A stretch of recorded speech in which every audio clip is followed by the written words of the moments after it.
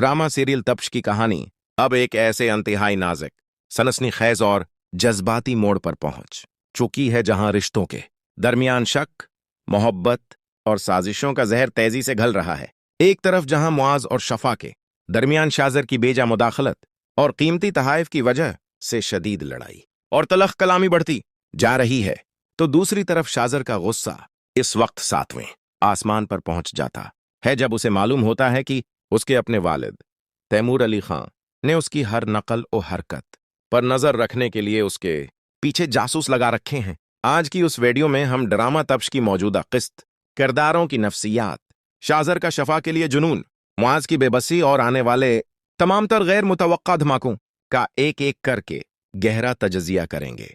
Video को बिल्कुल अस्किप ना कीजिएगा और अगर आपने अभी तक हमारे चैनल को सब्सक्राइब नहीं किया तो फौरन सब्सक्राइब कर लें। कहानी की शुरुआत वहां से होती है जहां मुआज और शफा के दरमियान एक बार फिर शाजर को लेकर जबरदस्त तकरार और बहस होती है। शफा मुआज के सामने अपने तहफ़्ज़ात रखती है और कहती है कि तुम शाजर को जरूरत से ज्यादा अहमियत देने लगे हो। मुझे बिल्कुल समझ नहीं आती कि वो हमारे घर, हमारे मसाइल और हमारी जाती जिंदगी में इतनी दिलचस्पी क्यों ले रहा है। मुआज अपनी सादगी, मैं अपनी सफाई पेश करते हुए कहता है कि शाजर मेरा बेहतरीन दोस्त है, उसके पास बहुत पैसा है और अगर वो बगैर किसी गरज के हमारे लिए कुछ कर रहा है तो उसमें बुराई क्या है। तुम्हें उसकी नीयत पर शक करने की जरूरत नहीं है।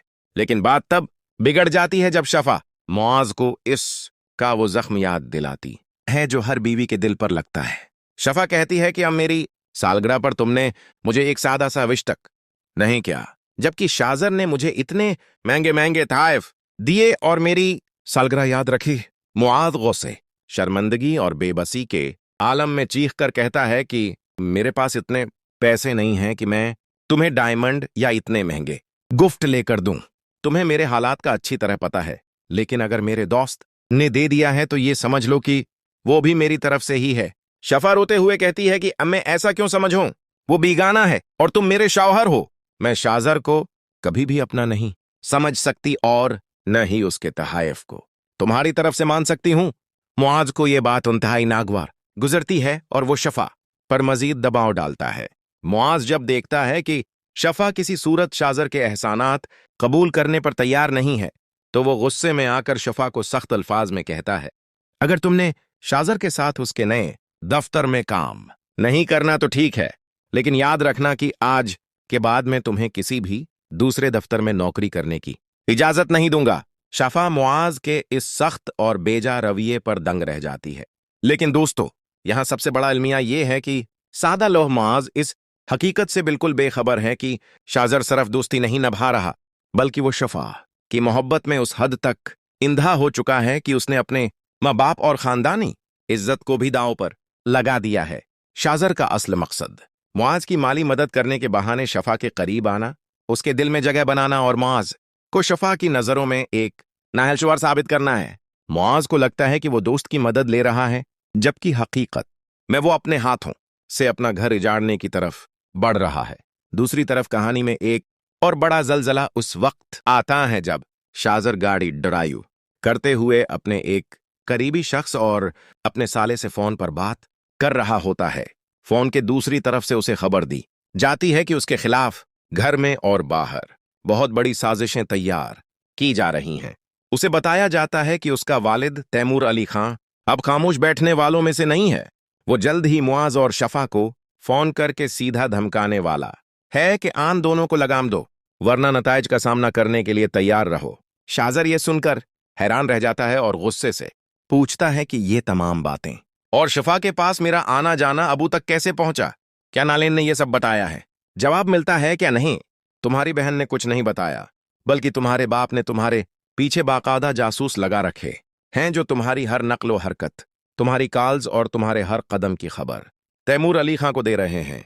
जब शाजर को मालूम होता है कि उसके अपने घर में उसकी जासूसी हो रही है और उसकी हर चाल पर नजर रखी जा रही है, तो इसका गुस्सा कंट्रोल से बाहर हो जाता है।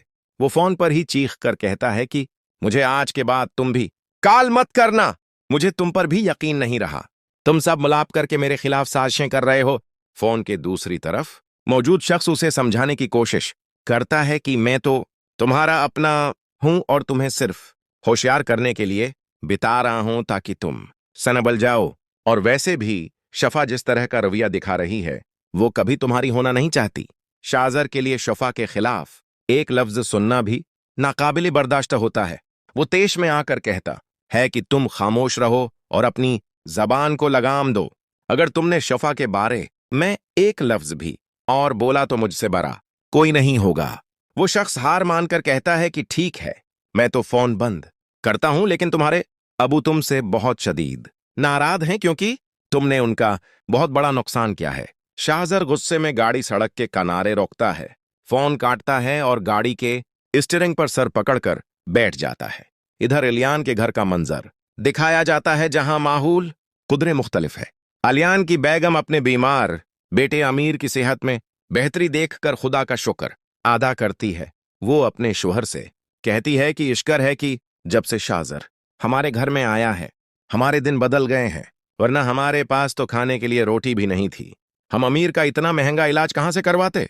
वो शाहजर की तारीफों के कलाबे मलाती है और कहती है कि जरा शाहजर से पूछो तो सही कि उसने डॉक्टर से अमीर की सर्जरी का वक्त कब का लिया है।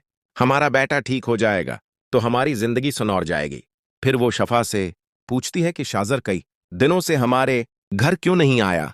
मुझे तो उसकी फिक्र हो रही है, वो अब बिल्कुल अपने घर के फर्द जैसा लगता है। शफा ये बातें सुनकर अंदर ही अंदर कड़ती और खुलती है, क्योंकि वो जानती है कि मुआज के साथ उसका झगड़ा उसी शाहजर के नाम पर हुआ है, लेकिन वो अपनी भाभी के सामने अपने दिल का हाल बयान नहीं कर सकती। शफा अपनी भाभी को बातों बातों में बताती है कि शाहजर ने एक नया दफ्तर कायम किया है और उसने शफा को उस दफ्तर में अपना पार्टनर बनने की पेशकश की है। शफा अपनी भाभी की राय जानने के लिए पूछती है कि अब भाभी, क्या मुझे शाहजर के साथ उसके दफ्तर में काम करना चाहिए या नहीं। भाभी ये सुनकर हैरत से कहती है, क्या तुम पागल हो गई हो शफा? जिस इंसान ने हमारे पूरे घर का खर्चा उठाया, बीमार बच्चे का इलाज करवाया, तुम इसके साथ काम करने से पहले सोच रही हो? तुम्हें तो बगैर किसी ताखीर के फौरन हां कर देनी चाहिए। अपनी भाभी का ये जवाब सुनकर शफा शदीद उलझन और अफसोस का शिकार हो जाती है। एक तरफ उसका शौहर मुआज शाहजर के साथ काम करने पर उसे घर बैठने की धमकी दे रहा है और दूसरी तरफ उसका अपना खानदान शाहजर को अपना मोहसिन मानकर शफा को इसके साथ काम करने पर मजबूर कर रहा है। शफा को समझ नहीं आ रहा कि वो किसकी बात माने और किसकी सच्चाई पर यकीन करे। दोस्तों, कहानी के अंत तमाम ताने बाने को जोड़कर अगर देखा जाए तो आने वाली अकसात में चंद अंतहाई सनसनीखेज और तबाहकुन मोड़ आने वाले हैं।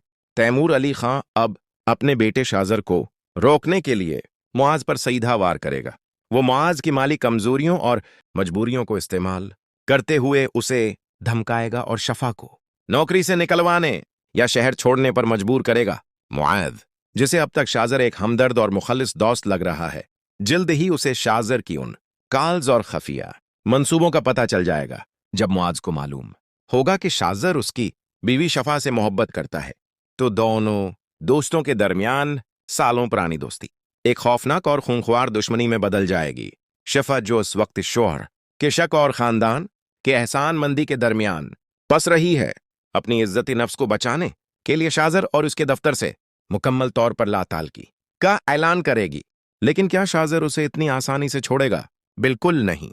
आपके ख्याल में क्या शफा को अपनी भाभी की बात मानकर शाहजर के दफ्तर में पार्टनर बन जाना चाहिए, या मुआज की बात मानकर शाहजर से तमाम ताल्लुकात खत्म कर देने चाहिए? और क्या मुआज को शाहजर की असलियत का पता चलने के बाद अपनी गलती का एहसास होगा? अपनी कीमती राय का इजहार नीचे कमेंट सेक्शन में जरूर कीजिए।